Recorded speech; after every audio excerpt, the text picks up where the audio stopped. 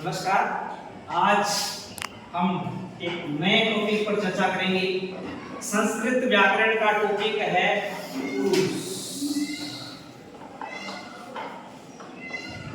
पुरुष यानी जिसे अंग्रेजी में क्या कहा जाता है?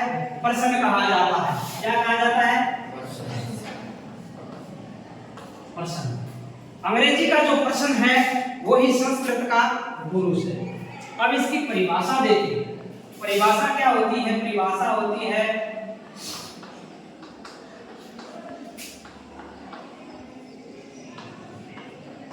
वे व्यक्ति जो संवाद में भागीदार होते हैं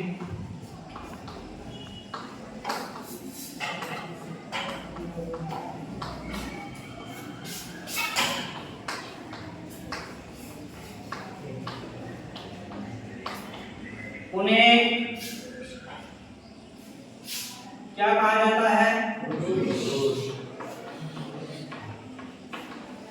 अब संवाद आप जानते होंगे। संवाद का मतलब है बातचीत। मान लीजिए कुछ आदमी बातचीत कर रहे हैं तो वो क्या है? पुरुष है। दो आदमी कर रहे हैं तो भी पुरुष है।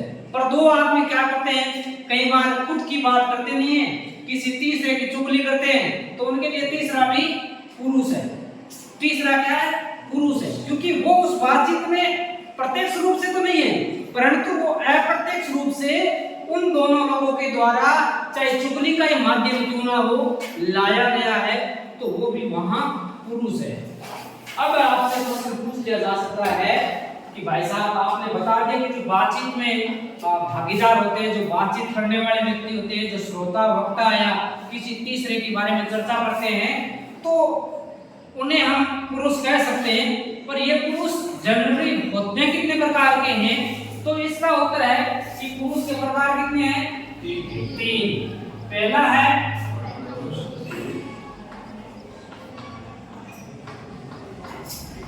प्रथम पुरुष, दूसरा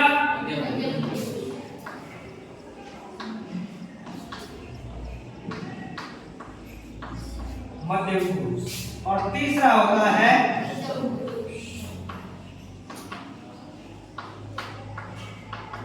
अब देखो बात करते हैं प्रथम पुरुष की। तीनों पे डायग्राम डाल दिया है ताकि समझ में ढंग से आ जाए। अब प्रथम पुरुष क्या होता है? प्रथम पुरुष मैंने कहा ना, बातचीत में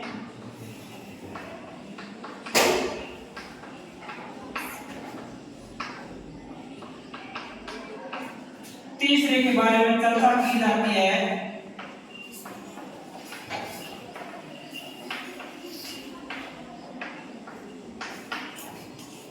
तो उसे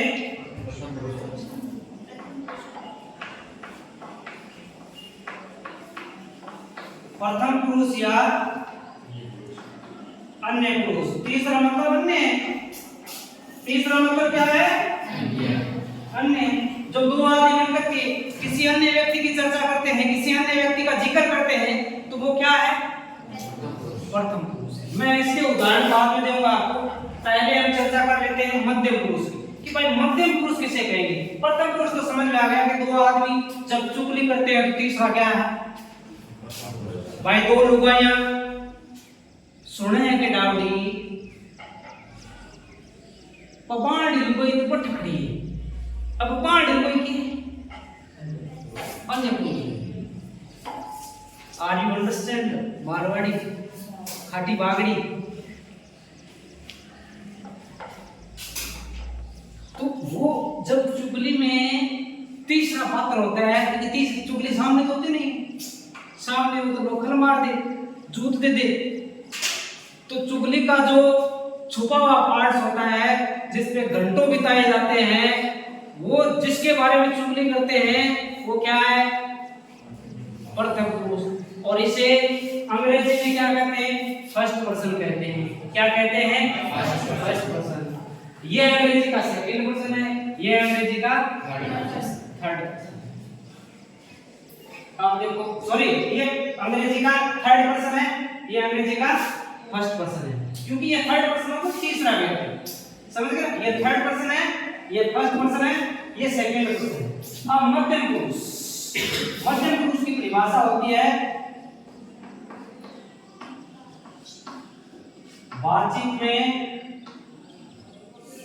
जो श्रोता होता है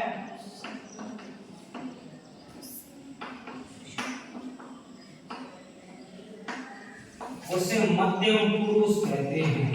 क्या कहते हैं? मध्यम पुरुष।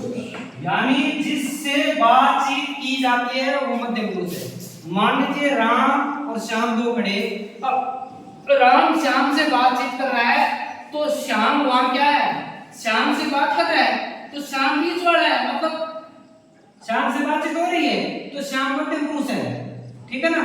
और मध्य, जब मान लीजिए राम बार बार श्याम का प्रयोग तो करेगा नहीं, भाई श्याम एक बार कहते हो हाय श्याम कैसे हो, उसके बाद और सुना तुम आजकल क्या करते हो, तुम कहाँ रहते हो, बार बार ये कट गया श्याम कहाँ रहते हो, श्याम कहाँ करते हो, श्याम क्या करते हो, नहीं, फिर वो एक सर्वनाम ले आता है।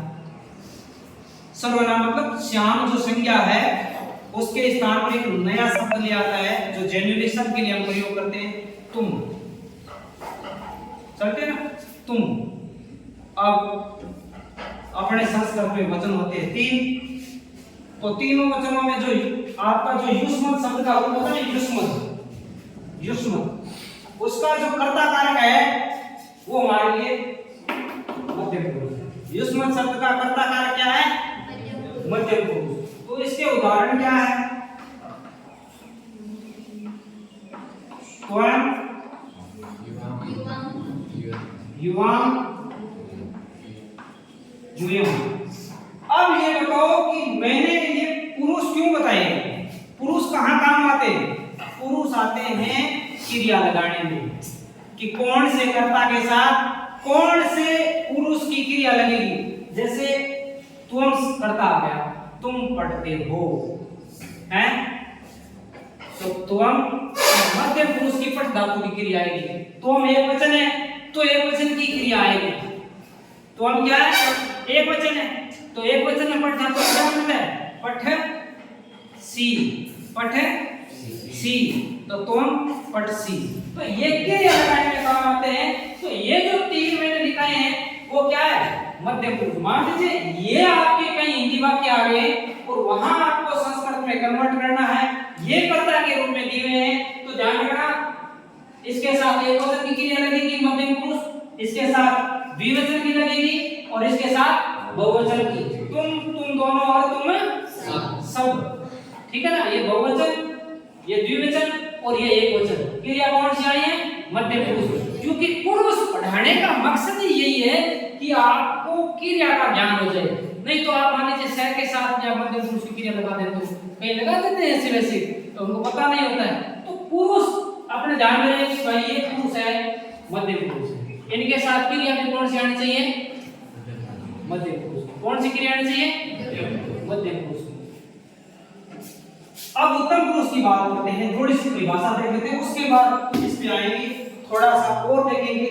उत्तम पुरुष की परिभाषा होती है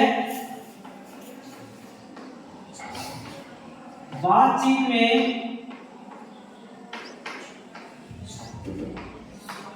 जो वक्ता होता है, वक्ता यानी बोलने वाला,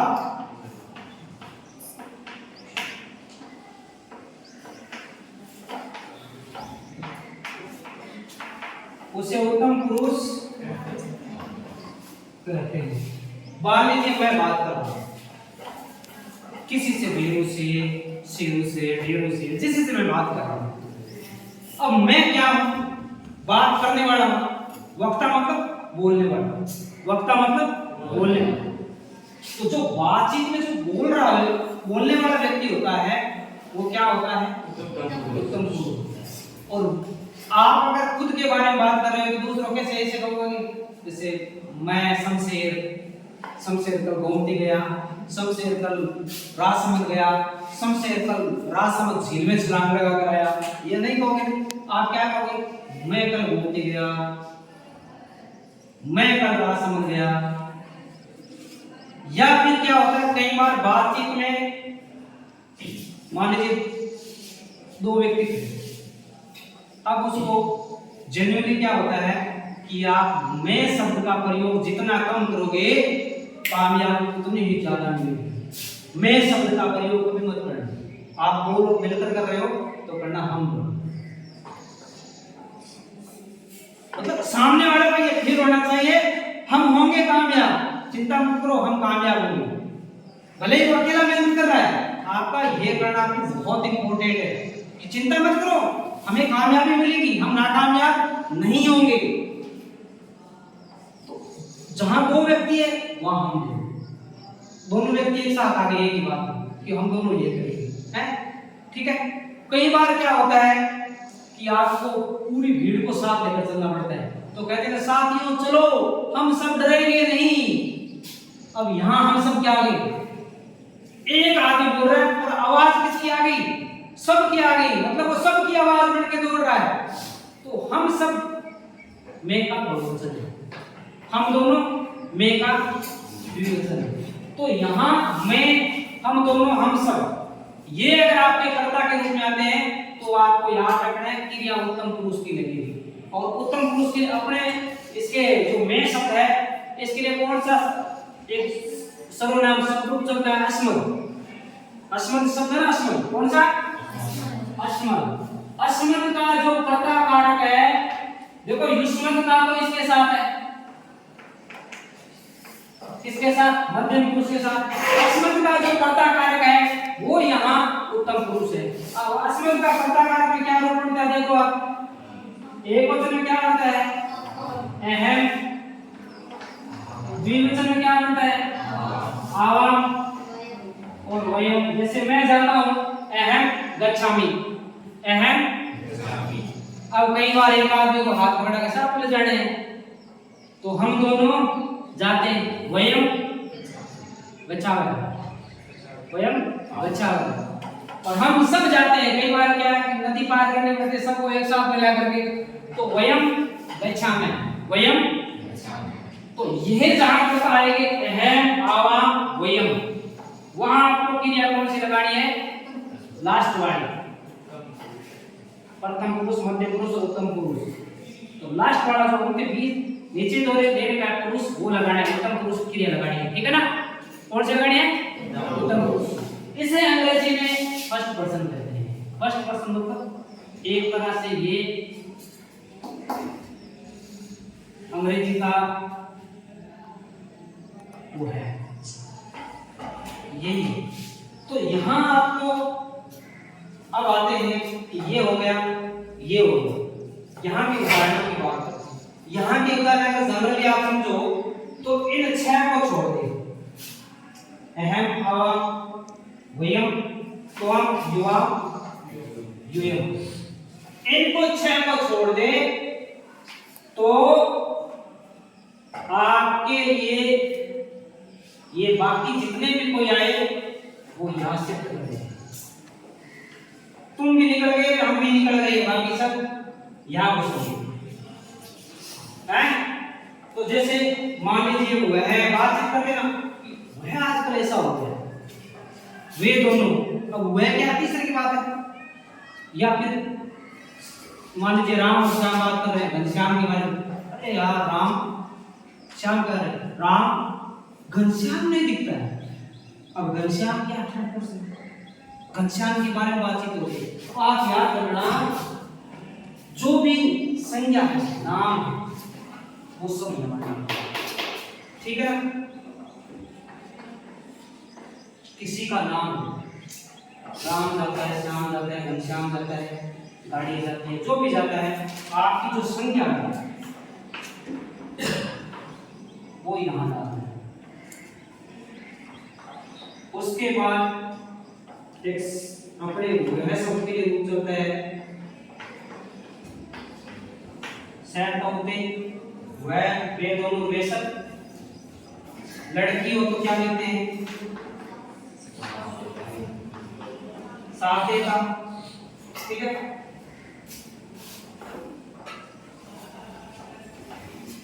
उसके बाद नपुंसक के लिए क्या होता है, सत्ते कामी, राम, घनश्याम सब आ जाएंगे इसमें। जनरली यही याद रखना है। ये इस प्रकार की करता है तो आप लोग की लगानी है कौन सी लगानी है? समझ गए बात? इस प्रकार के करता है क्रिया लगानी है प्रथम पुरुष। आपने सुना होगा अंग्रेजी में आई, माई, मी, ठीक है, बी और अस। तो ये बी और अस है, ये वो आई वाला, ठीक है ना। पर्सन अंग्रेजी पढ़ते हो तो आपको पुरुष समझ में आ गई। पुरुष का मकसद क्या है? पुरुष का मतलब है कि आप जब हिंदी के वाक्य संस्कृत में कन्वर्ट करेंगे उस समय ये आपकी बहुत ज्यादा सहायता करेंगे। आज हमने पुरुष का जो सामान्य ज्ञान है वो प्राप्त कर लिया है। आगे हम जो धातु रूप है वो धातु रूप पढ़ते हुए वाक्य बनाएंगे तो अपने बिल्कुल ये हेल्प करने वाले हैं, मदद करने वाले हैं। और बाकी अगर आप संस्कृत से संबंधित कारक कोई नहीं पढ़ पाए तो यूट्यूब पे वीडियो पड़ा है। महेश और सूत्र नहीं पढ़ पाए तो आप मेरे चैनल पे वीडियो पड़ा है। आज के लिए इतना ही, बाकी आने वाली क्लास में और चर्चा करेंगे। धन्यवाद।